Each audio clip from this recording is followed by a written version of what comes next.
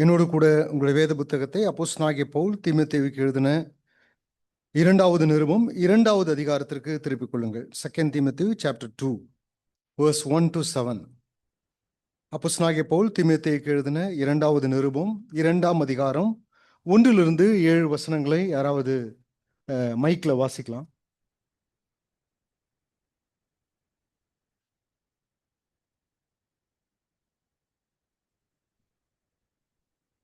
ஆதலால் என் குமாரனே, நீ கிறிஸ்து இயேசுவில் உள்ள கிருபையில் பலப்படும்.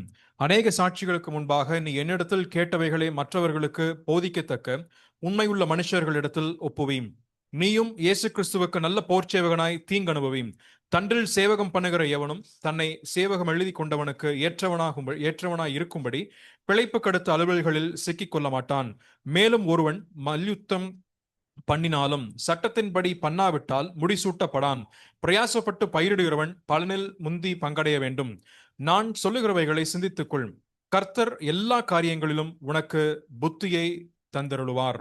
நாம் வாசிக்க கேட்ட இந்த வேத பகுதியை தேவன் நமக்கு ஆசீர்வதித்து தருவாராக. அப்போஸ்தலனாகிய பவுல் ரோமாபுரியினுடைய பாதாள சிறைச்சாலையிலிருந்து இந்த கடைசி நிருபத்தை தன்னுடைய உத்தம குமாரனாக இருக்கக்கூடிய தீமோத்தேயுவுக்கு எழுதுகிறான். இந்த நிருபத்தினுடைய பின்னணி, இந்த நிருபத்தில் முதல் அதிகாரத்தில் சொல்லப்பட்ட அநேக ஆவிக்குரிய சத்தியங்களை நாம் தொடர்ச்சியாக படித்து கொண்டு வருகிறோம். அன்றைய காலகட்டத்தில் நிலவி வந்த பயங்கரமான உபத்திரவம், அது மாத்திரமல்ல, தன்னுடைய உத்தம குமாரனாய் பாவிக்கக்கூடிய தீமோத்தேயு வாலிபனாய் இருக்கக்கூடிய ஒரு சூழ்நிலை. ஒருவேளை இப்பொழுது இருக்கக்கூடிய உபத்திரவங்கள், அவனுக்கு இருக்கக்கூடிய நெருக்கடிகள், அவனுக்கு இருக்கக்கூடிய பிரச்சனைகள், இவைகளினாலே ஒருவேளை தன்னுடைய குமாரன், தன்னுடைய ஆவிக்குரிய மகன் ஒருவேளை பின்வாங்கி போய்விடுவானோ, அல்லது விட்டு விடுவானோ, அல்லது சுவிசேஷத்தை அறிவிப்பதில் வெட்கப்பட்டு விடுவானோ என்ற ஆதங்கத்தில் இந்த நிருபத்தினுடைய துவக்கத்தை அவர் துவங்கி எழுத ஆரம்பிக்கிறார். அப்போஸ்தலனாகிய பவுல் தீமோத்தேயுவை குறித்து எழுதும் பொழுது, தீமோத்தேயுவே, நீ சீக்கிரமாய் என்னிடத்தில் வருவதற்கு நீ பிரயாசப்படு. என்னிடத்தில் இருக்கக்கூடிய தீபத்தை நான் உன்னுடைய கரத்தில் கொடுக்க வேண்டும் என்ற ஆதங்கத்தை மையமாக வைத்துத்தான் அப்போஸ்தலனாகிய பவுல் இந்த நிருபத்தை எழுதுகிறார். ஆகவே முதல் அதிகாரத்தில் அப்போஸ்தலனாகிய பவுல் விட்டு விடாமல் இருக்க, things to be consider for never give up, நீ விட்டு விடாமல் இருப்பதற்கு கருத்தில் கொள்ள வேண்டிய அல்லது நீ புரிந்து கொள்ள வேண்டிய அவசியமான காரியங்களை முதல் அதிகாரத்தில் பட்டியலிட்டு அவர் எழுத ஆரம்பிக்கிறார். எழுதி முடித்த பிறகு இந்த 2வது அதிகாரத்தை துவங்குகிறார். ஆதலால் என் குமாரனே, என் குமாரனே, நான் உனக்கு சில காரியங்களை ஞாபகப்படுத்தி இருக்கிறேன். நீ வெட்கப்படாமல் இருப்பதற்கு, நீ ஆண்டவராக இயேசு கிறிஸ்துவுக்காக உத்தம ஒரு மனிதனாய் நிற்பதற்கு, இந்த உபத்திரவத்தை கண்டு நீ பின்வாங்கி போகாமல் இருப்பதற்கு, விட்டுவிடாமல் இருப்பதற்கு, உன்னுடைய விசுவாச வாழ்க்கையில பல காரியங்களை உனக்கு நான் நினைவுபடுத்தி எழுதியிருக்கிறேன்.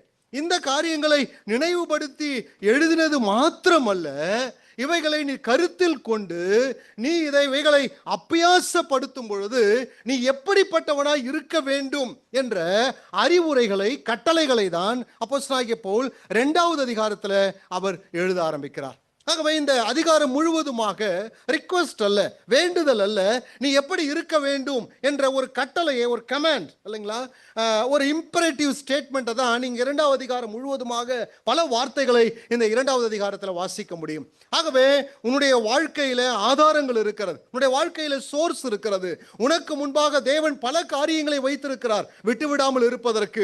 அவைகளை நீ புரிந்து கொள்வது மாத்திரமல்ல, அவைகளை நீ பயன்படுத்தும் பொழுது, உன் வாழ்க்கையில் அபியாசப்படுத்தும் பொழுது நீ திருச்சபைக்கும் சமுதாயத்திற்கும் உனக்கும் எப்படி பிரயோஜனம் உள்ளவனாய் இருக்க வேண்டும் என்பதை தான் அப்போஸ்தலனாகிய பவுல் 2ஆம் அதிகாரத்தில் பட்டியலிட்டு எழுதுகிறார். அருமையானவர்களை, இந்த 2ஆம் அதிகாரத்தில் இருக்கக்கூடிய 26 வசனங்களை நான் கடந்த செய்தியில சொன்னது போல 4 பிரிவுகளாக நாம் பிரித்து தொடர்ச்சியாக படிக்க போகிறோம். 1 to 7 வசனங்கள். பி ஸ்ட்ராங், நீ பலனுள்ளவனாய் இரு. அதில் அநேக விஷயங்கள் வருகிறது, நாம் பார்க்க போகிறோம். 2வதாக 8 முதல் 13 வசனத்துல பி சாக்ரிஃபிஷியல், நீ தியாகம் உள்ளவனாய் இரு என்று எழுதுகிறார் இல்லையா. அடுத்ததாக 2ஆம் அதிகாரத்தினுடைய 14 முதல் 19 வசனத்துல be a servant, நீ ஒரு உத்தம ஊழியனாய் இருக்க வேண்டும் என்று எழுதுகிறார். அடுத்ததாக 20 முதல் 26 வசனத்துல be sanctified, நீ பரிசுத்தம் உள்ளவனாய் இருக்க வேண்டும் என்பதை அவர் முன்னிறுத்துகிறார் இல்லையா.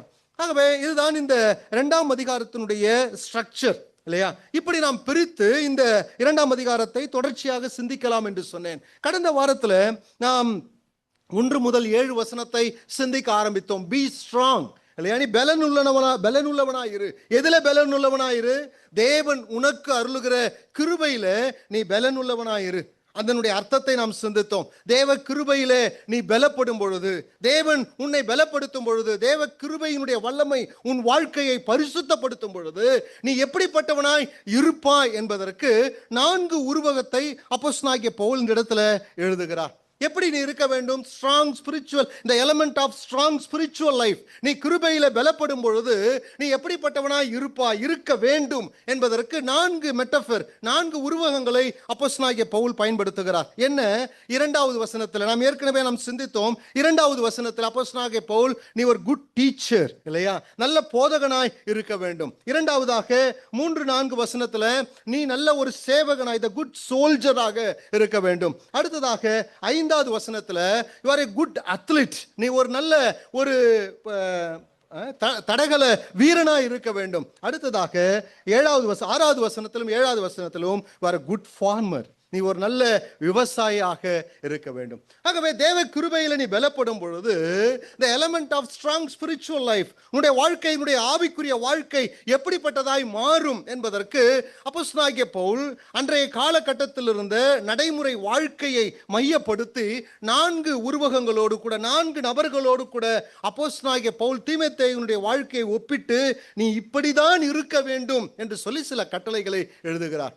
கடந்த மாதத்தினுடைய செய்தியில த குட் டீச்சர், நீ ஒரு நல்ல ஆசிரியராய் இருக்க வேண்டும் என்பதற்கான வரையறைகளை குறித்து நாம் சிந்தித்தோம். இன்றைக்கு மீதி இருக்கக்கூடிய 3 விஷயங்களை நாம் வேகமாக சிந்திக்க போகிறோம். அடுத்ததாக அப்போஸ்தலனாகிய பவுல் என்ன சொல்லுகிறார்? த சோல்ஜர், த குட் சோல்ஜர். 3-4 வசனத்தை நாம் வாசிக்கும் பொழுது என்ன வாசிக்கிறோம் பாருங்க. 3-4 வசனத்துல நீயும் இயேசு கிறிஸ்துவுக்கு நல்ல போர்ச்சேவகனாக தீங்கனுபவி, தண்டில் சேவகம் பண்ணுகிற எவனும் தன்னை சேவகம் எழுதி கொண்டவனுக்கு ஏற்றவனாய் இருக்கும்படி பிழைப்பு கடுத்த அலுவல்களில் சிக்கிக் கொள்ள மாட்டான். அருமையானவர்களே, இந்த போர்ச்சேவகனுடைய இந்த உருவகம் அப்போஸ்தலனாகிய பவுலுக்கு பிடித்தமான ஒரு உருவகம் என்று நினைக்கிறேன், ஒரு மெட்டஃபர் என்று நினைக்கிறேன். அப்போஸ்தலனாகிய பவுல் தன்னுடைய பல நிருபங்களிலே போர்ச்சேவகனை மையமாக வைத்து சிந்தனையில வைத்து பல விஷயங்களை, பல வார்த்தைகளை, பல ஸ்டேட்மெண்ட்டை அப்போஸ்தலனாகிய பவுல் எழுதுகிறதை பார்க்க முடியும். அக்காலகட்டத்தில் ஒரு இராணுவ ஆட்சி, ரோமர்களுடைய சாம்ராஜ்யத்தின் கீழ் அந்த முழு மாகாணம் இருந்தது. அநேக இடங்களில் ரோம போர்ச்சவர்கள் இருக்கிறார்கள். அப்போஸ்தலனாகிய பவுல் பல முறை கைது செய்யப்பட்டு சிறைச்சாலையில் அடைக்கப்பட்டு ரோம போர்ச்சவர்களை அருகிலிருந்து பார்த்தவர். அவர்களுடைய வாழ்க்கையை மையமாக வைத்து கிறிஸ்தவனுடைய வாழ்க்கையை ஒப்பிட்டு பல இடங்களில் போர்ச்சவர்களுடைய உருவகங்களை அப்போஸ்தலனாகிய பவுல் எழுதுகிறார். நீங்கள் உதாரணத்துக்கு வாசிக்க வேண்டும் என்று சொன்னால் ரோமர் 6ஆம் அதிகாரம் 13வது வசனத்தை வாசிக்கலாமே.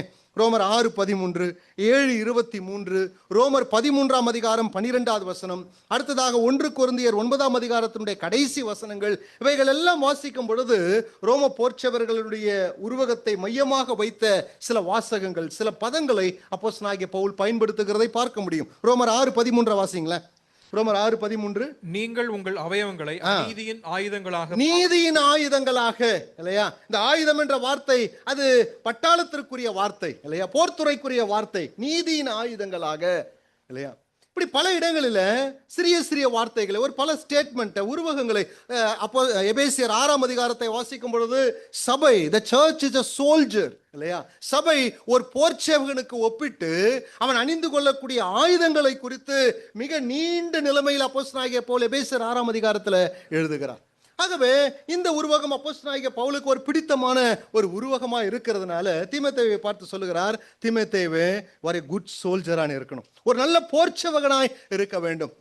இந்த 2 வசனத்துல ஒரு நல்ல போர்ச்சேவகனுடைய கேரக்டர் என்ன, ஒரு சோல்ஜர், த குட் சோல்ஜருடைய கேரக்டரிஸ்டிக் என்ன? அருமையானவர்கள், இந்த 2 வசனத்துல 3 குறிப்புகளை நான் உங்களுக்கு சொல்ல போகிறேன். ஒன்று என்டியூரன்ஸ், 2வது என்டாங்கிள்மெண்ட், 3வது என்லிஸ்டட். இந்த 3 பதங்களும் இந்த 2 வசனங்களுக்குள்ளாக தான் இருக்கிறது. ஆகவே முதல் குறிப்பை நான் விளக்குகிறேன். முதலாவதாக the endurance என்ன சொல்லுகிறார் பாருங்கள். என்ன வாசிக்கிறோம்? நீயும் இயேசு கிறிஸ்துவுக்கு நல்ல போர்ச்சேவகனாய் தீங்கனுபவி இல்லையா? You therefore must endure hardship as a good soldier of Jesus Christ. இல்லையா? கேஜேவியில் அப்படிதான் எழுதப்பட்டிருக்கிறது. என்ன எழுதப்பட்டிருக்கிறது? You must endure hardship. நீ ஒரு நல்ல போர்ச்சவகனாய் தீங்கை அனுபவி, அல்லது இன்னொரு விதத்துல சொல்ல வேண்டும் என்றால் சகித்துக்கொள் என்ற இந்த வார்த்தை தான். அப்போஸ்தலனாகிய பவுல் தீமோத்தேயுவை பார்த்து சொல்லுகிறார், நீ தண்டிலே சேவகம் பண்ணுவதற்காக அல்லது கிறிஸ்துவுக்காக ஊழியம் செய்வதற்காக மாத்திரம் நீ அழைக்கப்படவில்லை தீமோத்தேயு. நானும் நீயும் அதற்காக மாத்திரம் அழைக்கப்படவில்லை. அதோடு கூட நம்முடைய பணி நின்று போகவில்லை. நம்முடைய அழைப்பு உண்மைதான்.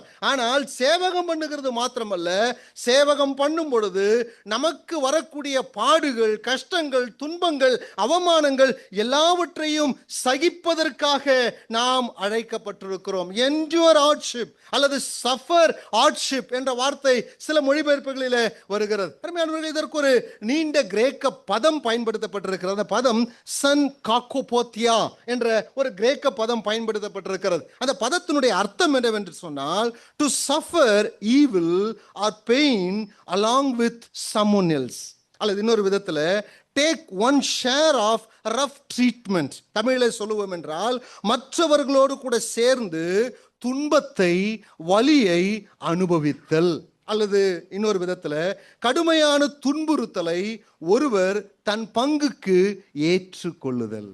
அப்போஸ்தலனாகிய பவுல் சொல்லுகிறார், என்னோடு கூட சேர்ந்து ஒரு போர்ச்சேவகனை போல யுத்த களத்தில் வரக்கூடிய பாடுகளையும் பிரச்சனைகளையும், ஏன் உன் உயிரே போகக்கூடிய ஒரு சூழ்நிலை வந்தாலும் சகிக்கக்கூடிய ஒரு மனப்பான்மையை வளர்த்திருக்கோள். இதுதான் ஒரு உத்தம போர்ச்சேவகனுக்குரிய குட் சோல்ஜருடைய முதல் பண்பாக காணப்படுகிறது. அப்போஸ்தலனாகிய பவுல் மாத்திரமல்ல, ஆண்டவராக இயேசு கிறிஸ்து இந்த உலகத்தில் வாழ்ந்த பொழுது நம்முடைய சீஷர்களை பார்த்து அடிக்கடி சொல்லியிருக்கிறார். யோவான் சுவிசேஷம் 15ஆம் அதிகாரம் 18வது வசனத்திலிருந்து நாம் வாசிப்போம் என்று சொன்னால், பூமியிலே உங்களுக்கு உபத்திரவம் உண்டு, எஜமானனாகிய என்னையே அவர்கள் துன்புறுத்தினால் உங்களையும் துன்புறுத்துவார்கள். உலகம் உங்களை பகைத்தால் நீங்கள் ஆச்சரியப்படாதிருங்கள், அது உங்களை பகைப்பதற்கு முன்பு அது என்னை பகைத்தது என்று அறியுங்கள்.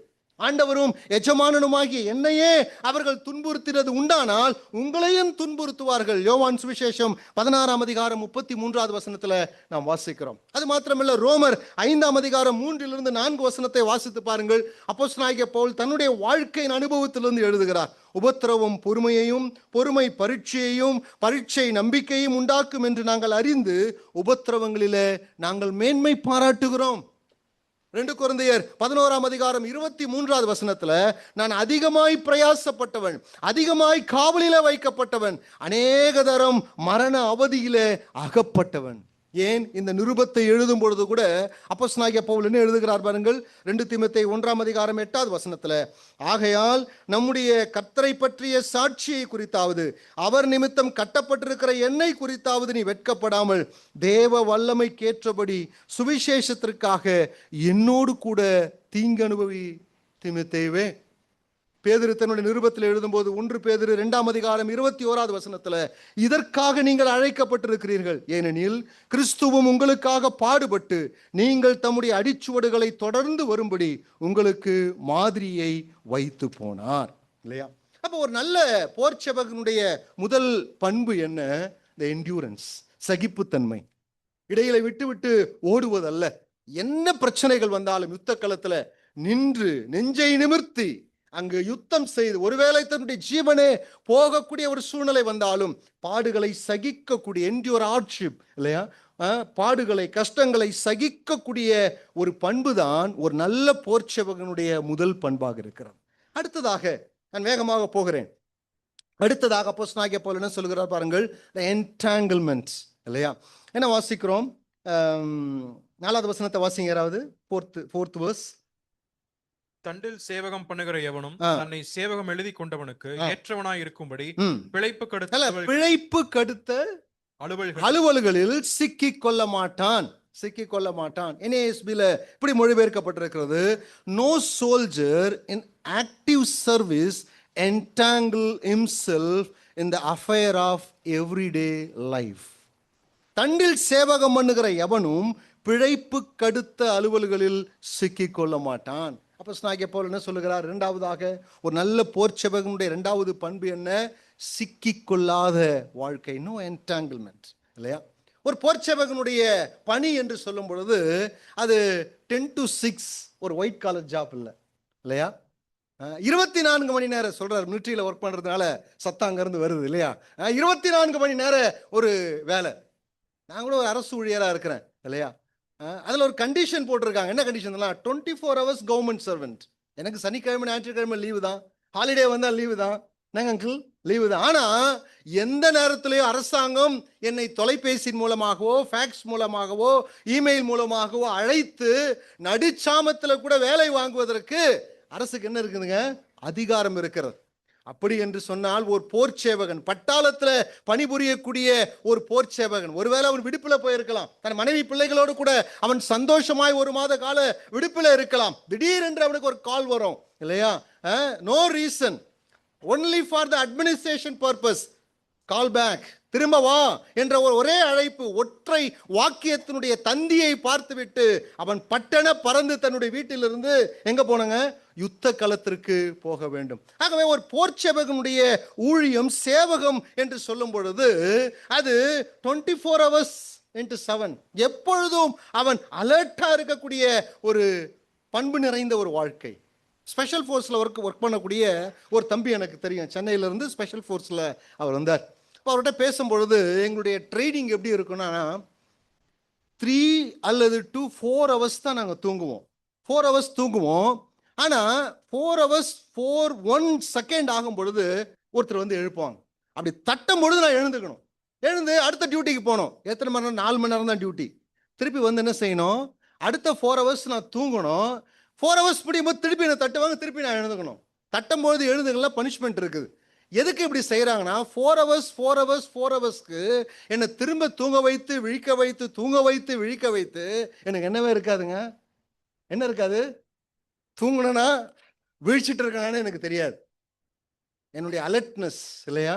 நான் எதுலையும் போய் மாட்டிக்காம விழிப்போடு கூட இருப்பதற்கு என்ன ப்ராக்டிஸ் பண்ணுவாங்க. அப்படிதான் என்ன ஸ்பெஷல் ஃபோர்ஸில் எங்களை ப்ராக்டிஸ் பண்ணியிருக்காங்க. சின்ன ஒரு சத்தம் கேட்டால் கூட பரவாயில்ல, நாங்கள் 4 மணி நேரம் தூக்கத்தில் உடனே எழுந்து என்ன செய்வோம்? அங்கே போய் யுத்த காலத்தில் நாங்கள் நிற்போம். ஆகவே அப்போஸ்தலனாகிய பவுல் தீமோத்தேயுவை பார்த்து சொல்லுகிறார், தீமோத்தேயுவே, பிழைப்பு கடுத்த அலுவல்களில் ஒரு போர்ச்சேவகன் சிக்கிக் கொள்ள மாட்டான் இல்லையா? என்டாங்கிள்மெண்ட், இந்த வார்த்தை எம்ப்ளியோ என்ற ஒரு கிரேக்க பதம் பயன்படுத்தப்பட்டிருக்கு. அந்த வார்த்தையினுடைய அர்த்தம் ரொம்ப இன்ட்ரெஸ்டிங்கான, டு வீவ் என்ற அர்த்தம், நெசவு செய்தல் இல்லையா? அதனுடைய லிட்ரல் மீனிங் அந்த துறையில் இருக்கிறதுனால சொல்றேன், த இன்டர்லேசிங் ப்ராசஸ் இல்லையா? இன்டர்லேசிங், ஒன்றோடு ஒன்று பிணைத்து கொள்ளுதல் என்ற அர்த்தம். அப்ப தீமோத்தேயுவை பார்த்து என்ன சொல்றாரு? தீமோத்தேயுவே, நீ ஒரு போர்ச்சேவகனா இருக்கிறதுனால உலக காரியங்களிலே உன்னை பிணைத்து கொள்ள வேண்டாம். அப்படின்னா என்னங்க? கர்த்தருடைய பணியில் இருக்கிறவங்க, விசுவாசிகள் உலக காரியத்தில் ஈடுபடக்கூடாதா? வேலைக்கு போகக்கூடாதா? பணம் சம்பாதிக்க கூடாதா? பணம் சம்பாதிக்கலாம், வேலைக்கு போகலாம், பணம் சேர்த்து வைக்கலாம், எல்லாம் கரெக்டு தான். ஆனால் தீமோத்தேயுவுக்கு அப்போஸ்தலனாகிய பவுல் என்ன சொல்ல வருகிறார்? நான் இப்படி எழுதி வைத்திருக்கிறேன், the soldier must not allow ordinary affairs of the life to become main object of existence இல்லையா? ஒரு போர்ச்சேவகன் வாழ்க்கையின் சாதாரணமான காரியங்களை வாழ்வின் முக்கிய நோக்கமாக மாற அனுமதிக்க கூடாது. வாரன் விஎஸ்பி ஒரு உதாரணத்தை எழுதும் பொழுது, ஒரு மனிதன் போர் பட்டாளத்திலிருந்து திரும்பி வந்தான். அவனுக்கு வாட்ச் ரிப்பேர் பண்ண தெரியும் இல்லையா? ஐயா, 1 மாதம் டைம் இருக்குதே இல்லையா? அதனால வாட்ச் ரிப்பேர் பண்ணி கொண்டு எனக்கு என்ன கிடைக்கும்? பணம் கிடைக்கும். ஆர்டர், ஏகப்பட்ட ஆர்டர் வந்துடுச்சு, 30 வாட்ச் வந்துடுச்சு. 1 வாரம் கழிச்ச பிறகு தந்தி வருது, நாளைக்கு என்ன செய்யணும்? ஜாயின் பண்ணணும். ஐயோ, என்ன செய்யறது? 30 வாட்சுக்கு ஒரு ஆளுக்கிட்ட $100 பணம் வாங்கிட்டேன், இதை எப்படி சரி செய்து கொடுக்கறது இல்லையா? பட்டாளத்துக்கு போறதா, இங்க உட்காந்து வாட்ச் கடையில் என்னுடைய பார்ட் டைம் ஜாப்பை பார்க்கிறதா? அதுதான் அப்போஸ்தலனாகிய பவுல் சொல்லுகிறார். ஒரு போர்ச்சேவகன் வாழ்க்கையினுடைய சாதாரண காரியங்களை வாழ்வின் முக்கிய நோக்கமாக மாற அனுமதிக்க மாட்டான். ஆண்டவராகிய இயேசு கிறிஸ்து லூக்கா சுவிசேஷம் 6ஆம் அதிகாரம் 52வது வசனத்தில் எழுதும் பொழுது, கலப்பையின் மேல் கையை வைத்து பின்னிட்டு பார்க்கிற எவனும் என் ராஜ்யத்திற்கு தகுதி உள்ளவன் அல்ல என்றார் இல்லையா? 2 பேதுரு 2ஆம் அதிகாரம் 20வது வசனத்தில் பேதுரு எழுதும்போது இப்படி எழுதுகிறார், கர்த்தரும் இரட்சகருமாய் இருக்கிற இயேசு கிறிஸ்துவை அறிகிற அறிவினாலே உலகத்தின் அசுத்தங்களுக்கு தப்பினவர்கள் மறுபடியும் அவைகளில் சிக்கிக்கொண்டு ஜெயிக்கப்பட்டால் அவர்களுடைய பின்னிலைமை முன்னிலைமை காட்டிலும் கேடுள்ளதாயிருக்கும். கேடுள்ளதாயிருக்கும். ஆகவே அப்போஸ்தலனாகிய பவுல் தீமோத்தேயுவை பார்த்து சொல்லுகிறார், தீமோத்தேயு, நோ என்டாங்கிள்மெண்ட், என்டியூரன்ஸ். இரண்டாவது என்டாங்கிள்மெண்ட். மூன்றாவது என்ன சொல்லுகிறார் பாருங்கள். 4வது வசனத்தினுடைய துவக்கம் இப்படி துவங்குகிறது. என்ன வாசிக்கிறோம்? தண்டில் சேவகம் பண்ணுகிற எவனும் தன்னை சேவகம் எழுதி கொண்டவனுக்கு, இல்லையா, the one who enlisted him as a soldier, இல்லையா, enlisted. மூணாவது குறிப்பு enlisted. என்ன சொல்றது? தண்டில் சேவகம் எழுதி கொண்டவனுக்கு. enlisted என்ற வார்த்தையினுடைய அர்த்தம் பட்டியலில் சேர்க்கப்பட்டவன், அல்லது இன்னொரு வார்த்தையை சொல்லணும்னா you are a chosen person, தெரிந்து கொள்ளப்பட்டவன், அல்லது யூ ஆர் recruited person, பணியமர்த்தப்பட்ட ஒரு மனிதன், enrolled person, இல்லையா, பதிவு செய்யப்பட்ட ஒரு மனிதன். இன்டர்வியூக்கு போறோம்.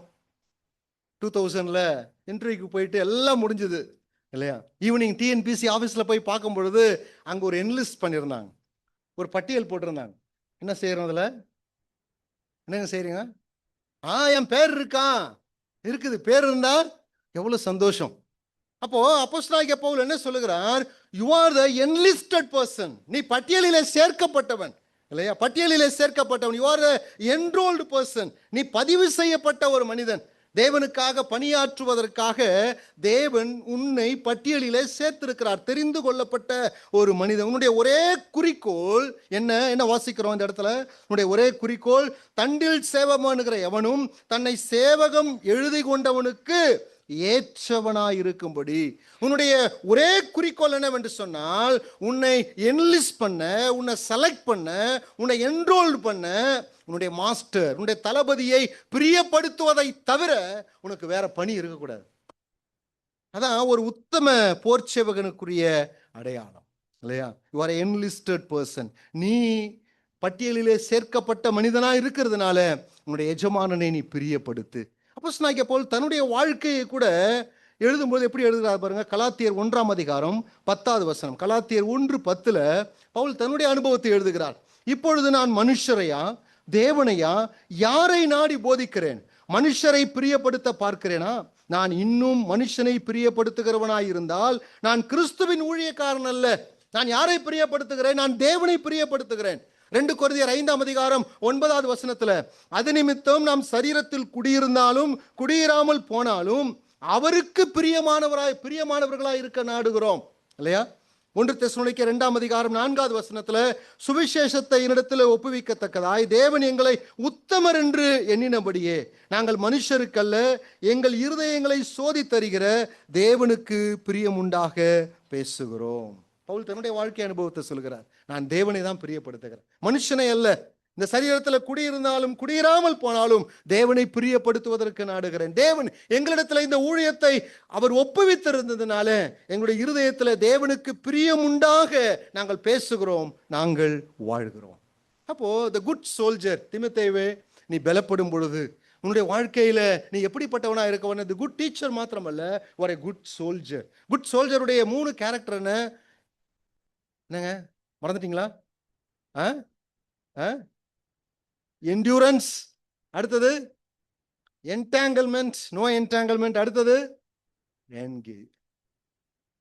சரி, அடுத்ததாக அப்போஸ்தலனாகிய பவுல் அடுத்த உருவகத்துக்கு போகிறார். தீமோத்தேயுவே, நீ சோல்ஜர் மாத்திரமல்ல, என்ன சொல்லுகிறார்?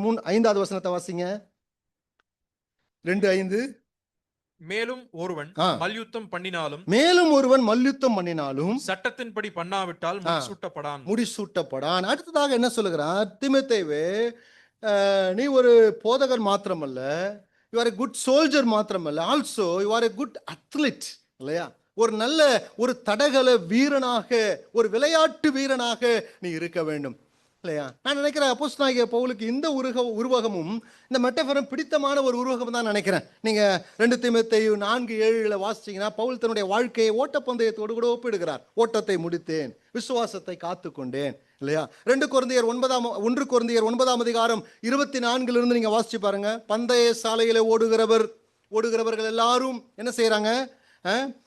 ஓடுகிறார்கள், ஆனாலும் அவர்களில் ஒருவனே வெற்றி பெறுகிறான். ஓட்டப்பந்தயத்திற்கு தான் வாழ்க்கையை, விசுவாச வாழ்க்கையை ஒப்பிட்டு பேசுகிறார். பிலிப்பியர் 3:14 கிறிஸ்து இயேசுவுக்குள் தேவன் அழைத்த பரம அழைப்பின் பந்தய பொருளுக்காக லக்கை நோக்கி ஓடுகிறேன். இல்லையா?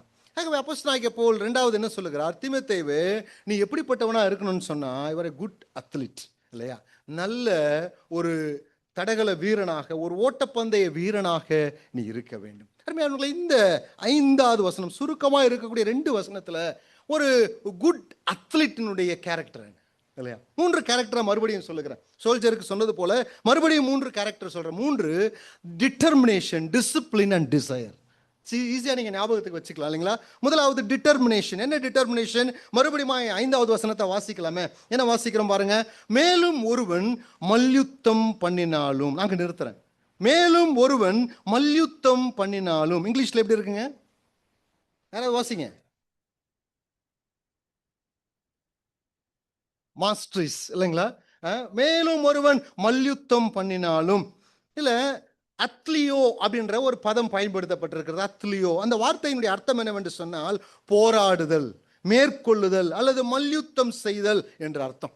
அருமையானவர்களே, கிரேக்கர்களும் ரோமர்களும் விளையாட்டு விரும்பிகள், இல்லையா? ஸ்போர்ட்ஸ் ரொம்ப லைக் பண்ணுவாங்க. அவங்க வருடத்திற்கு 2 முறை அவர்கள் ஒலிம்பிக் மற்றும் இஸ்த்மியன் என்ற விளையாட்டு நடத்துவாங்க, இல்லையா? 2 கேம் அவங்க நடத்துவாங்க. ஸோ இது ஒரு சாதாரணமான விளையாட்டு அல்ல. இதில் பங்கு பெற வேண்டும் என்று சொன்னால் மிகுந்த அர்ப்பணமும், டெடிகேஷன் அல்லது டிட்டர்மினேஷன் அல்லது மன உறுதி இல்லாமல் எவர் ஒருவரும் இந்த விளையாட்டில் பங்கு பெற முடியாது. அர்ப்பணம் உள்ள ஒரு பயிற்சி இருக்கிறவர்கள் மாத்திரம்தான் இந்த வீட்டில், இந்த விளையாட்டில் பங்கு பெற முடியும். அதற்கான கண்டிஷன்ஸ்லாம் இருந்தது. ஆகவே அப்போஸ்தலனாகிய பவுல் என்ன சொல்லுகிறார்? மேலும் ஒருவன் மல்யுத்தம் பண்ணினாலும், இல்லையா? அத்லியோ, தீமோத்தேயுவே, நீ மல்யுத்தம் பண்ணுகிற ஒரு மனிதன், சாதாரணமான விளையாட்டு அல்ல அது, இல்லையா? உன்னுடைய வாழ்க்கையில டிட்டர்மினேஷன் இல்லாம, ஒரு டெடிகேஷன் இல்லாம, அர்ப்பணம் இல்லாம, பயிற்சி இல்லாம ஒரு நல்ல அத்லீட்டாவும் வாழ்க்கையில உருவாக முடியாது. 1 தீமோத்தேயு 4:8 அப்போஸ்தலனாகிய பவுல் சொல்லும் பொழுது இதே போர்ச்சவர்களுடைய பயிற்சி அல்லது தடகள வீரர்களுடைய பயிற்சிகளை எல்லாம் பார்த்துவிட்டு பவுல் சொல்லுகிறார். 1 தீமோத்தேயு 4:8 சரீர முயற்சி அற்ப பிரயோஜனமா இருக்கிறது, தேவ பக்தியானது என்ன இருக்குதுங்க? மிகுந்த ஆதாயம். அது இம்மையில் மாத்திரமல்ல, மறுமையிலும் பயனுள்ளதா இருக்கிறது. அவர்கள் சரீர முயற்சி பயிற்சியில இருக்கிறார்கள். ஆனால் தேவ பக்திக்காக நீ ஒரு குட் அத்லீட்டா இருக்கணும்னு சொன்னா, உன்னுடைய விசுவாச ஓட்டத்துல ஒரு நல்ல தடகள வீரனா இருக்க வேண்டும் என்று சொன்னால் the determination, இல்லையா, டெடிகேஷன் மிக மிக முக்கியம். அதற்காக நீ பயிற்சி செய்ய வேண்டும். என்ன பயிற்சி? சரீர முயற்சி அல்ல, சரீர பயிற்சி அல்ல, தேவ பக்திக்கு ஏதுவாக நீ பயிற்சி பண்ணு, முயற்சி பண்ணு, இல்லையா? அருமையானவர்களே, நம்முடைய ஆவிக்குரிய போட்டி மற்ற விசுவாசிகளோடு கூட அல்ல, இல்லை, நம்முடைய விசுவாசிகளோடு மற்ற விசுவாசிகளோட கம்பேர் பண்றது அல்ல, இல்லையா? நம்முடைய ஆவிக்குரிய போட்டி, நமக்கு ஒரு பந்தய பொருள் இருக்கிறது, நமக்கு ஒரு கோல் இருக்கிறது. நம்முடைய கோல், நம்முடைய பந்தய பொருள் ஆண்டவராக இயேசு கிறிஸ்து தான். பிலிப்பியர் 2:2 வாசிக்கிறோம். அதை நோக்கி நாம் முன்னேறும் பொழுது நம்ம இழுக்கக்கூடிய பாவங்களும் மாம்சமும் இரத்தமும் நம்முடைய சுயமும் நம்முடைய வாழ்க்கையினுடைய பல இடர்பாடுகள் நம்மை நோக்கி கீழே விழத்தள்ளும் பொழுது அவைகளை விழத்தள்ளி விட்டு நாம் பயிற்சி செய்து ஒரு அர்ப்பணமுள்ள வாழ்க்கையோடு கூட அந்த பந்தய பொருளை பெற வேண்டும் என்ற அந்த அர்ப்பணமுள்ள மனது இருக்கும் என்று சொன்னால் என்ன செய்யலாம்? நாமும் கூட ஒரு குட் அத்லீட்டா என்ன செய்ய முடியும்? மாற முடியும். அதுதான் அப்போஸ்தலனாகிய பவுல் தீமோத்தேயுவுக்கு இந்த இடத்துல ஞாபகப்படுத்துகிறார். இரண்டாவது கேரக்டர் என்ன? டிசிப்ளின். என்ன டிசிப்ளின்? வாசிங்க அந்த வசனத்தை, 5வது வசனத்தை. மேலும் ஒருவன் மல்யுத்தம் பண்ணினாலும் சட்டத்தின்படி பண்ணாவிட்டால், இல்லையா, சட்டத்தின்படி பண்ணாவிட்டால், நூமினாஸ் அப்படின்ற வார்த்தை இருக்கிறது. நூமினாஸ், அந்த வார்த்தையினுடைய அர்த்தம் according to the rule in a correct style and professional, இல்லையா? According to the rule in a correct style. அப்போஸ்தலனாகிய பவுல் என்ன சொல்லுகிறார்? இந்த தடகள ஓட்டத்தில் அல்லது இந்த விளையாட்டில் அதற்கென்ற ஒரு டிசிப்ளின் இருக்கு, ஒரு நெறிமுறை இருக்கிறது, ஒரு ஒழுக்கம் இருக்கிறது, ஒரு சட்டத்திட்டம் இருக்கிறது. தீமோத்தேயுவே, நீ அதை கடைபிடிக்க வேண்டும். அப்போஸ்தலனாகிய பவுல் என்ன அந்த ஒலிம்பிக் இஸ்துமியாஸ் என்ற 2 விளையாட்டு போட்டிகளை மனதில் வைத்துதான் அப்போஸ்தலனாகிய பவுல் இதை எழுதியிருக்கக்கூடும். அருமையானவர்களே, இந்த போட்டியில கலந்து கொள்ள வேண்டும் என்று சொன்னால் 3 சட்டங்கள், நெறிமுறைகளை, டிசிப்ளின் அவங்க வைத்திருக்கிறார்கள். ஒன்று என்னவென்றால், ட்ரூ பார்ன் கிரீக்கா இருக்கணும் இல்லையா, உண்மையாக ஒரு கிரேக்க குடிமகனாக இருக்க வேண்டும் என்று சொல்லுகிறார்கள். இரண்டாவதாக முறையான பயிற்சி, அதாவது போட்டி நடைபெறக்கூடிய நாளிலிருந்து ஏறத்தாழ 10 மாதங்கள், குறைந்தபட்சம் 10 மாதங்கள் நீ பயிற்சி எடுத்திருக்க வேண்டும். இத ஜெயஸோட சிலைக்கு முன்பதாக அவர்கள் சத்தியம் செய்ய வேண்டுமா. மூன்றாவதாக போட்டிக்கென்று சில நெறிமுறைகள் இருக்கிறது. ஒவ்வொரு போட்டிக்கென்றும் சில நெறிமுறைகள் இருக்கிறது. இதுல எந்த ஒரு கண்டிஷனை ஒருவர் மீறினால் இல்லையா, ஒழுக்கக்கேடாக நடந்து கொண்டால், இன்டிசிப்ளினா அவன் செயல்பட்டால் போட்டியிலிருந்து விலக்கப்படுவது மாத்திரமல்ல, சில சமயங்களில் அவர்களுக்கு தண்டனையும் வழங்கப்படும் என்று சொல்லுகிறார்கள். ஆகவே அப்போஸ்தலனாகிய பவுல் தீமோத்தேயுவை பார்த்து சொல்லுகிறார், தீமோத்தேயுவே, compete according to the rule, சட்டத்தின்படி நீ விளையாடு இல்லையா. எனக்கு என்ன சட்டம் இருக்குது? நமக்கு ரூல்ஸ் ஏதாவது இருக்கா சொல்லுங்க. ஏதாவது ரூல்ஸ் இருக்கா நமக்கு? எந்த ரூல்ஸை நம்ம மதிக்க மாட்டோம். ரூல்ஸ் இருக்கா? நமக்கு ரூல்ஸ் எதுங்க? அப்போஸ்தலர்களால் எழுதி கொடுக்கப்பட்ட சட்ட திட்டங்கள், உபதேசங்கள் நம்முடைய கருத்தில் இருக்கிறது. வில்லியம் மெக்டொனால்ட் அவர்கள் ஒரு 6 ரூல்ஸை ஒரு டிவோஷனல் ஸ்டடியா அவர் மேற்கோள் காண்பித்திருந்தார். நான் சொல்லிட்டு போயிடுறேன், விளக்க போறதில்லை. முதலாவது, த Christian must be practice self discipline. 1 கொரிந்தியர் 9ஆம் அதிகாரம் 27வது வசனத்துல முதல் நெறிமுறை, முதல் சட்டத்திட்டம் என்ன? சுய ஒழுக்கத்தை ஒரு கிறிஸ்தவன் பேணி காக்க வேண்டும் என்று சொல்கிறார். He must not fulfill with carnal weapon but with spiritual weapon. இல்லையா? ஒரு விசுவாசி அவன் மாம்சத்துக்குரிய ஆயுதத்தினாலே தன்னை திருப்திப்படுத்திக் கொள்ளாமல் ஆவிக்குரிய ஆயுதங்களை அவன் பயன்படுத்துகிறவனாய் இருக்க வேண்டும் என்று சொல்லுகிறார். அடுத்ததாக, he must keep himself pure, தன்னை பரிசுத்தவானாக காத்துக்கொள்ள வேண்டும். He must be patient, அவன் பொறுமை உள்ளவனாக இருக்க வேண்டும். அவர் ஒரு டிவோஷனல் ஸ்டடியா சொல்லியிருக்கார். ஆனால் நமக்கு இருக்கக்கூடிய சட்டத்திட்டம் என்ன? நம்முடைய கரங்களில் இருக்கக்கூடிய வேத புத்தகம், புதிய ஏற்பாட்டில் எழுதி கொடுக்கப்பட்டிருக்கிற அப்போஸ்தலருடைய உபதேசங்கள் இல்லையா. இந்த சட்டத்திட்டத்தின்படிதான் நம்முடைய கிறிஸ்துவ வாழ்க்கை இருக்க வேண்டும் என்பதை வேதம் நமக்கு தெளிவாக சொல்லுகிறார். மூன்றாவதாக என்ன சொல்லுகிறார் பாருங்கள். ஃபர்ஸ்ட் என்ன வாசிச்சோம்? Determination, discipline. மூன்றாவதாக டிசையர். என்ன டிசையர்? மேலும் ஒருவன் மல்யுத்தம் பண்ணினாலும் சட்டத்தின்படி பண்ணாவிட்டால் முடிசூடப்படான். அங்க நெகட்டிவா எழுதிருக்கு, நான் பாசிட்டிவா சொல்றேன், முடிசூடப்படான். அப்போ ஒரு அத்லீட்டினுடைய டிசையர் என்னங்க? கிரீடம் தான் இல்லையா. ஒரு போட்டியில பங்கு பெறுகிறான் என்று சொன்னால் அவனுடைய முழு வாஞ்சை, டிசையர் என்ன? கிரீடம் தான். அப்போஸ்தலனாகிய பவுல் 1 கொரிந்தியர் 9ஆம் அதிகாரம் 24வது வசனத்தில் என்ன எழுதுகிறார்? பெற்றுக்கொள்ளத்தக்கதாக நீங்கள் ஓடுங்கள். சும்மா ஓடாதீங்க, பெற்றுக்கொள்ளத்தக்கதாக, கிரீடத்தை, பரிசு பொருட்களை பெற்றுக்கொள்ளத்தக்கதாக ஓடுங்கள். 1 கொரிந்தியர் 9ஆம் அதிகாரம் 25வது வசனத்துல, நாமோ அழிவில்லாத கிரீடத்தை பெறும்படியே அப்படி செய்கிறோம். பிலிப்பியர் 3ஆம் அதிகாரம் 14வது வசனத்துல, பந்தய பொருளை நோக்கி, லக்கை நோக்கி ஓடுகிறேன் இல்லையா. இப்போ ஒரு குட் அத்லீட்டினுடைய மூணாவது கேரக்டர் என்ன? என்ன மூணாவது? டிசையர். என்ன டிசையர்? என்ன வாஞ்சை? நான் போட்டியில வெற்றி பெற வேண்டும், என்னுடைய லக்கை நான் அடைய வேண்டும், நான் கிரீடத்தை சூட வேண்டும். அருமையானவர்களே, நம்முடைய வாழ்க்கையில நாம் ஒரு நல்ல ஒரு தடகள வீரனாக சட்டத்தின்படி டிட்டர்மினேஷனோடு கூட நாம் ஓடுவோம் என்று சொன்னால் நமக்கு என்ன இருக்கு தெரியுங்களா? பரிசு பொருட்கள் கண்டாயமா இருக்கு. ஒலிம்பிக் விளையாட்டிலேயோ அல்லது இஸ்துமஸ் அந்த விளையாட்டிலேயோ வெற்றி பெறுகிற ஒரு நபருக்கு தான் கிரீடம். ஆனால் கிறிஸ்துவ வாழ்க்கையில, கிறிஸ்துவ ஓட்டத்துல யாரெல்லாம் வெற்றிகரமாய் ஓடுகிறார்களோ எல்லாருக்கும் என்ன இருக்குதுங்க? என்ன கிரீடம் இருக்குது? என்ன கிரீடம் இருக்குதுங்க? ஜீவ கிரீடம் இருக்கிறது, நீதியின் கிரீடம் இருக்கிறது, வாடாத கிரீடம் இருக்கிறது. 5 கிரீடத்தை பரலோகத்துல போனா தலையில ஆண்டு வைப்பாரா இல்லையா? என்ன அந்த கிரீடங்கள்? கிறிஸ்துவுக்குள் நமக்கு அருளப்படக்கூடிய நிறைவான ஆசீர்வாதங்கள் இல்லையா. இதுதான் ஒரு அத்லீட்டினுடைய டிசையர் இல்லையா. நான் ஏன் ஓடுறேன்? ஏன் நான் டிட்டர்மினேஷனோடு கூட பயிற்சி எடுக்கிறேன்? ஏன் என்னுடைய வாழ்க்கையில் டிசிப்ளினோடு கூட இந்த ஓட்டத்தில், விசுவாச ஓட்டத்தில் ஒரு அத்லீட்டை போல நான் ஓடுகிறேன்? என்னுடைய டிசைர் என்ன?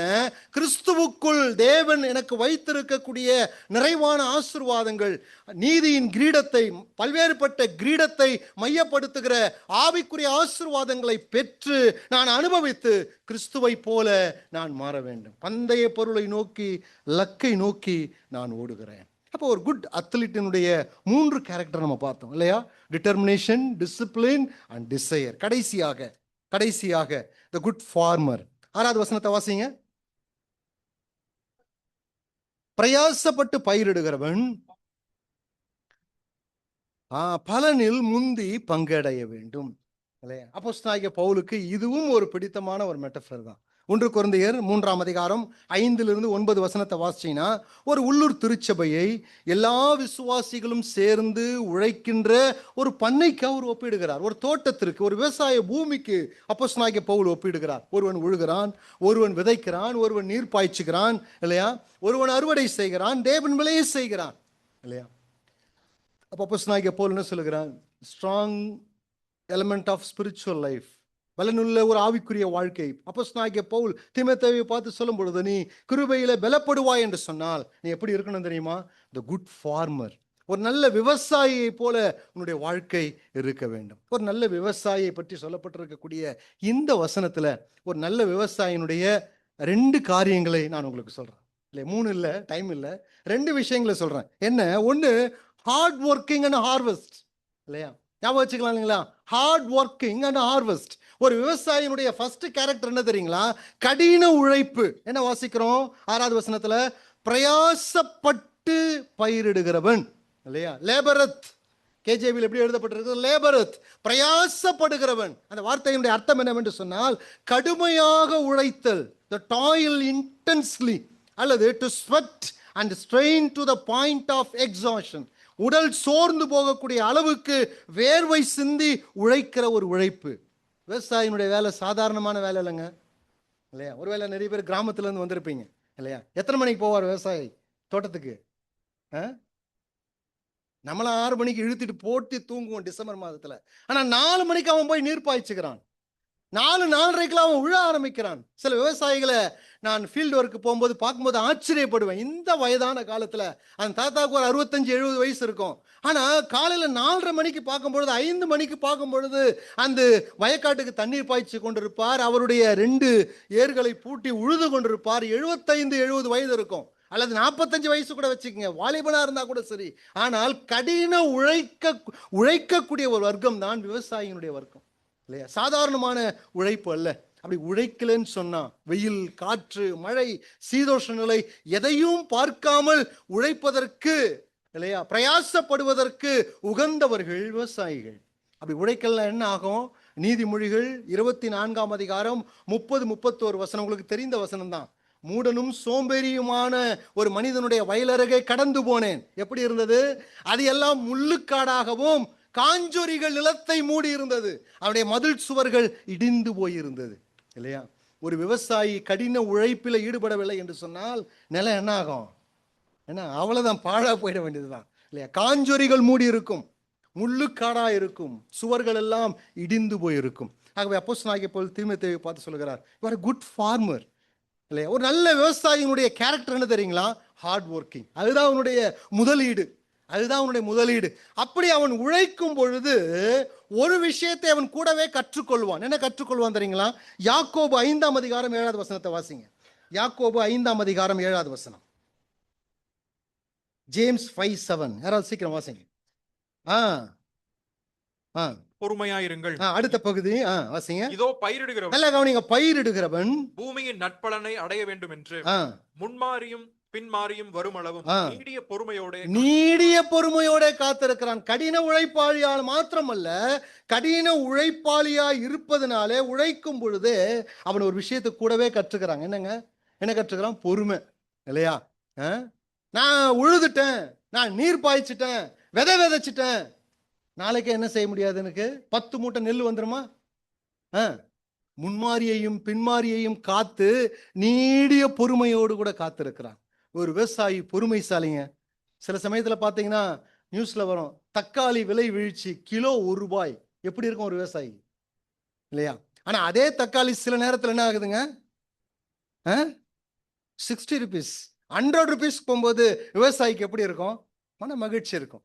அது வரைக்கும் அவன் என்ன செய்யணும்? பொறுமையோடு கூட காத்து கொண்டிருக்க வேண்டும், இல்லையா? பாருங்க, மற்ற மெட்டஃபர் நம்ம பார்த்தோம். ஒரு டீச்சர், ஒரு சோல்ஜர், அடுத்ததாக ஒரு அத்லீட் பார்த்தோம். ஆனால் அவர்களுடைய வாழ்க்கையை போல அல்ல, லிட்ரலா பேசுறேன், இல்லையா? ஸ்பிரிச்சுவல் லிட்ரலாவே அவர்களுடைய வாழ்க்கையை போல அல்ல விவசாயியினுடைய வாழ்க்கை. அதாவது ஆசிரியர்கள் லட்சியமுள்ள மாணவர்களினாலே பரவசம் அடைகிறார்கள், இல்லைங்களா? நிறைய டீச்சர்ஸ் இருக்கீங்க, லட்சியமுள்ள ஒரு கோல் நிறைந்த ஒரு மாணவர்களை நீங்க உருவாக்கும் பொழுது உங்க மனதில் என்ன இருக்கும்?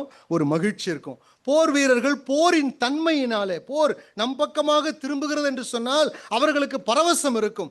விளையாட்டு வீரர்கள் போட்டியிலே முந்தி செல்லும் பொழுது அவர்கள் பரவசம் அடைகிறார்கள். ஆனால் ஒரு விவசாயி பெரும்பாலான நேரங்கள் அலுப்பும் சலிப்பும் கஷ்டமும் பாடுகள் நிறைந்த ஒரு வாழ்க்கை தான். அவனை தூண்டுவதற்கு மாணவர்கள் இல்லை, இல்லையா?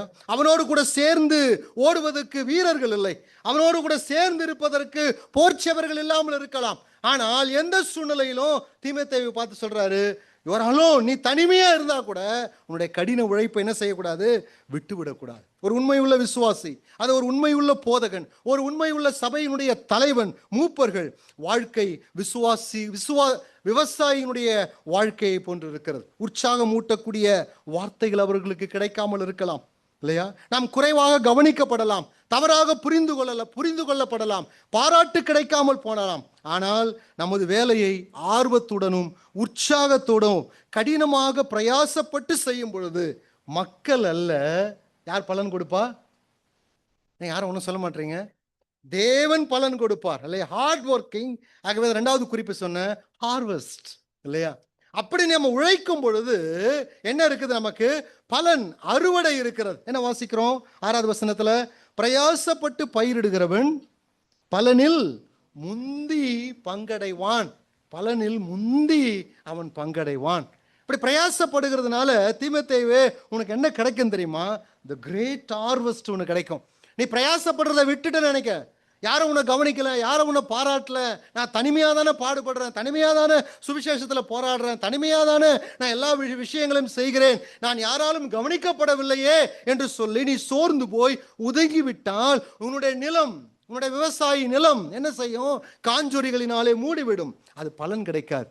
நீ கவனிக்கப்படுகிறாயோ கவனிக்கப்படலையோ, பாராட்டு பெறுகிறாயோ பாராட்டு பெறலையோ, இல்லையா? மற்றவர்களாலே தவறாய் அங்கு பேசப்படுகிறாயோ பேசப்படாமல் இருக்கிறாயோ, எல்லா சூழ்நிலையிலும் உன்னுடைய கடின உழைப்பை விட்டு விடாமல் நீ பிரயாசப்படுவாய் என்று சொன்னால் உனக்கு என்ன இருக்குதுங்க? தி கிரேட் ஹார்வெஸ்ட். 1 தீமோத்தேயு 5ஆம் அதிகாரம் 18வது வசனத்தில் பவுல் எழுதும் பொழுது, வேலையால் தன் கூலிக்கு பாத்திரனாய் இருக்கிறான்.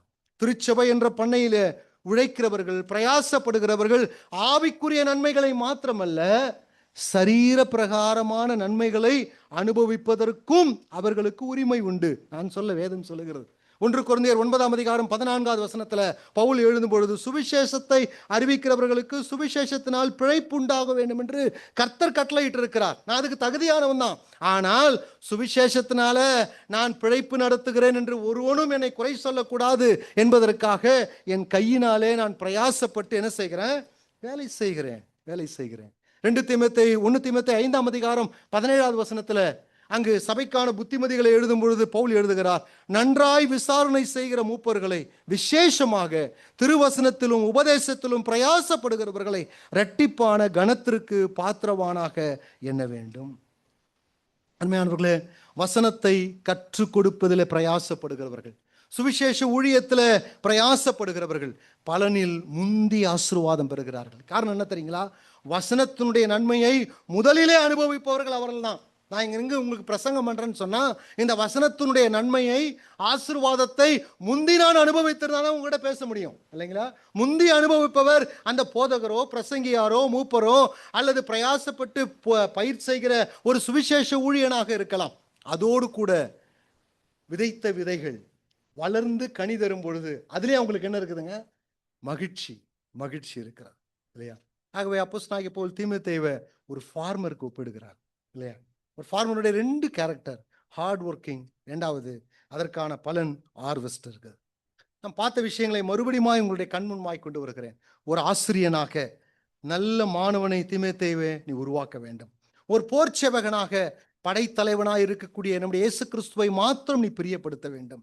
ஒரு விளையாட்டு வீரனாக கிரீடம் சூடுவது மாத்திரமே உன்னுடைய ஆசையா இருக்க வேண்டும்.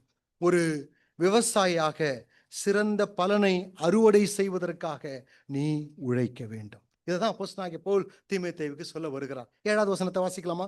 வாசிச்சு முடிக்கலாம். 7வது வசனம், நான் சொல்லுகிறவைகளை சிந்தித்துக்கொள், கர்த்தர் எல்லா காரியத்திலும் உனக்கு புத்தியை தந்தருளுவாராக. நான் சொல்லுகிறவைகளை சிந்தித்துக்கொள். ஆங்கில வேதாகமத்தில் கன்சிடர் அப்படின்ற வார்த்தை வருகிறது. கன்சிடர் இல்லையா? நோயோ, NOIEO, நோயோ என்ற கிரேக்க பதம். சில பண்டிதர்கள் சொல்லுகிறார்கள், புதிய ஏற்பாட்டிலே இங்கு மாத்திரம்தான் இந்த பதம் பயன்படுத்தப்பட்டிருப்பதாக. இந்த வார்த்தையினுடைய அர்த்தம் என்ன? அந்த கன்சிடர், நோயோ என்ற வார்த்தையினுடைய அர்த்தம் என்ன? Perceiving clearly with the mind, மனதில் தெளிவாக உணர்ந்து கொள்ளுதல். அண்டர்ஸ்டாண்டிங் ஃபுல்லி, முழுமையாக புரிந்து கொள்ளுதல். கன்சிடரிங் கேர்ஃபுல்லி, கவனமாக கருத்தில் கொள்ளுதல். அது மாத்திரமல்ல, பாண்டரிங் அண்ட் முல்லிங் ஓவர், ஆழ்ந்து சிந்தித்து கொள்ளுதல். அப்ப தீமோத்தேயுக்கு என்ன சொல்ல வராரு? தீமோத்தேயுவே, நீ எப்படி இருக்கணும்ன்றதுக்கு நான் சொல்லிட்டேன். You are good teacher, good soldier, good athlete, good farmer. நான் சொல்றத கன்சிடர் பண்ணு. அப்படின்னா என்ன அர்த்தம்? உன் மனதிலே வைத்து ஆழமாக நிதானமாக உனக்கு புரியக்கூடிய தருவாய் வரைக்கும் ஆழமாக அதை யோசித்து பார், நிதானித்து பார் இல்லையா? முழுமையாக புரிந்து கொள். என்ன புரிந்து கொள்ளும்படி தீமோத்தேயுவுக்கு அப்போஸ்தலனாகிய பவுல் 7வது வசனத்தில் சொல்லுகிறார். நான் இப்படி எழுதி வைத்திருக்கிறேன், வேத வசனத்தை கற்பதிலும் மற்றவர்களுக்கு ஒப்படைப்பதிலும் நீ உண்மை உள்ள ஒரு ஆசிரியராய் இருக்கிறாயா? தீமோத்தேயுவே, வேத வசனத்தை கற்பதிலும் மற்றவர்களுக்கு ஒப்படைப்பதிலும் நீ ஒரு உண்மை உள்ள ஆசிரியனாக இருக்கிறாயா? தீமோத்தேயுவே, அர்ப்பணமுள்ள ஒரு போர் சேவகனாக உலக அலுவல்களில் சிக்கிக் கொள்ளாமல் நம்முடைய படைத்தளபதியா இருக்கிற இயேசு கிறிஸ்துவை மாத்திரம் நீ பிரியப்படுத்துகிறாயா? மூன்றாவதாக, உன்னை நீயே வெறுத்து ஒரு நல்ல ஒரு தடகள வீரனை போல பயிற்சி செய்து பந்தய பொருளை அடைவது மாத்திரம் உன்னுடைய ஆசையா இருக்கிறதா? நான்காவதாக, ஒரு பயிரிடுகிற விவசாயியை போல எந்த சூழ்நிலையிலும் எதிர்ப்பு வந்தாலும், புகழ் வந்தாலும், தாழ்ச்சி வந்தாலும், ஏற்றம் வந்தாலும், இரக்கம் வந்தாலும் கடின உழைப்போடு கூட பிரயாசப்படுகிறாயா அறுவடைக்கு? யோசித்துக்கொள், சிந்தித்துக்கொள். அருமையான விசுவாசிகளே, தீமோத்தேயுவுக்கு மாத்திரமல்ல, நம்முடைய வாழ்க்கையும் இப்படிதான் இருக்குது. நல்ல போர்ச்சேவகனாய் நாம் இருக்கிறோமா? யோசிச்சு பாருங்களேன். இன்றைக்கு வளவாழ்வு சுவிசேஷத்தை அல்லது ப்ராஸ்பரிட்டி காஸ்பலை தான் நிறைய பேர் விரும்புகிறாங்க. ஆனால் வேத புத்தகம் சொல்லுகிறது, தீங்கு அனுபவி. ஒரு போர்ச்சேவகனாய் நீ தீங்கு அனுபவி. ஒரு நல்ல போர்ச்சேவகனாய் நம்முடைய குணலட்சணங்கள் இருக்கிறதா? நம்முடைய எஜமானனாகிய இயேசு கிறிஸ்துவை மாத்திரம்தான் பிரியப்படுத்துவது நம்முடைய வாழ்க்கையா இருக்கிறதா? அல்லது நம்ம கிறிஸ்துவ ஓட்டத்தை விட்டுவிட்டு, கிறிஸ்துவ வாழ்க்கையை விட்டுவிட்டு உலக காரியங்களிலே சிக்கி கொண்டிருக்கிறீர்களா? யோசிச்சு பாருங்களேன். ஒரு குட் அத்லீட் இல்லையா? Determination, discipline, desire. நம்முடைய முழு வாஞ்சையும் கிரீடத்தை நாம் சூடுவதுதான். என்னுடைய முழு வாஞ்சையும் அந்த பரிசு பொருளின் மேலேதான் இருக்கிறதா? அதை நோக்கி தான் என்னுடைய வாழ்க்கையில நான் முயற்சிகள் செய்கிறேனா? தேவ பக்திக்கு ஏதுவான முயற்சியும் ஆக்கப்பூர்வமான பயிற்சியும் என்னுடைய வாழ்க்கையில வேத வசனமாகிய சட்டத்திட்டத்தின்படி நடைபெற்று கொண்டிருக்கிறதா? அல்லது என்னுடைய வாழ்க்கை வேறு எங்கோ பயணித்துக் கொண்டிருக்கிறதா? தி குட் ஃபார்மர், ஒரு நல்ல விவசாயியை போல யார் என்ன பேசினாலும், கர்த்தர் எனக்கு கொடுத்த வரம், கர்த்தர் எனக்கு கொடுத்த வாழ்க்கை, கர்த்தர் எனக்கு கொடுத்த ஊழியத்துல நான் தொடர்ந்து ஒரு விவசாயியை போல பிரயாசப்பட்டு கொண்டிருக்கிறேனா? கர்த்தர் கண்டிப்பாக ஒரு நாளில அதற்கான பலனை தருவார் இல்லையா? தீமோத்தேயுவே, to be strong, be strong. நீ பலமுள்ளவனா இரு, கிருபையில பலப்படு இல்லையா? அப்படி பலப்படுவாய் என்று சொன்னால் நீ எப்படிப்பட்டவனா இருக்க வேண்டும்? The good teacher, good soldier, good athlete, good farmer. தேவன் இந்த வார்த்தைகளை நமக்கு ஆசீர்வதித்து தருவாராக. ஜெபிக்கலாம். பரலோக பிதாவே, நாங்கள் உமக்கு நன்றி செலுத்துகிறோம். இந்த அருமையான காலை நேரத்தில் உம்முடைய வேத வசனத்திலிருந்து தேவ ஆவியானவருடைய உதவியோடு கூட ஆண்டவரே, உம்முடைய வார்த்தைகளை நாங்கள் படித்து புரிந்து கொள்வதற்கு எனக்கும் எங்களுக்கும் தேவையான கிருபைகளை நீர் கொடுத்ததற்காக நாங்கள் நன்றி செலுத்துகிறோம். ஆண்டவரே, எங்களுடைய வாழ்க்கை ஒரு போர்ச்சேவகனுடைய வாழ்க்கை, எங்களுடைய வாழ்க்கை ஒரு விளையாட்டு வீரனுடைய வாழ்க்கை, எங்களுடைய வாழ்க்கை ஆண்டவரே ஒரு போதகனுடைய வாழ்க்கை, எங்களுடைய வாழ்க்கை ஒரு விவசாயியினுடைய வாழ்க்கை என்பதை எங்களுக்கு முன்பாய் வைத்திருக்கிறீர் ஆண்டவரே. எங்களுடைய பிரயாசம் எப்படி இருக்கிறது, எங்களுடைய ஆசை எப்படிப்பட்டதா இருக்கிறது, எங்களுடைய முயற்சி எப்படிப்பட்டதா இருக்கிறது என்பதை நாங்கள் சிந்தித்து பார்க்கிறோம் ஆண்டவரே. உங்களுடைய வார்த்தைகள் எங்களுடைய இருதயத்தின் ஆழத்தில் நாங்கள் பதியட்டும். அப்போஸ்தலனாகிய பவுல் தீமோத்தேயுவுக்கு எழுதுகிறது போல, தீமோத்தேயுவே, கர்த்தர் உனக்கு எல்லா காரியத்திலும் புத்தியை தந்தருள்வாராக. நான் சொல்லுகிறவைகளை நீ சிந்தித்துக்கொள் என்று சொல்லுகிறது போல ஆண்டவரே, இந்த வேத வார்த்தைகளை நாங்கள் சிந்தித்தவர்களாக, உள்வாங்கினவர்களாக, பேசின அடியேனும் கேட்ட ஒவ்வொருவரும் இங்கிருந்து கடந்து செல்லவும் ஆண்டவரே, ஒரு பலனுள்ள ஒரு கிறிஸ்துவ வாழ்க்கையை இந்த உலகத்தில் உமக்காக வாழ நீர் எங்களுக்கு உதவி செய்தருளும். இயேசு கிறிஸ்துவின் நாமத்தில் வேண்டிக் கொள்கிறோம் நல்ல பிதாவே, ஆமென்.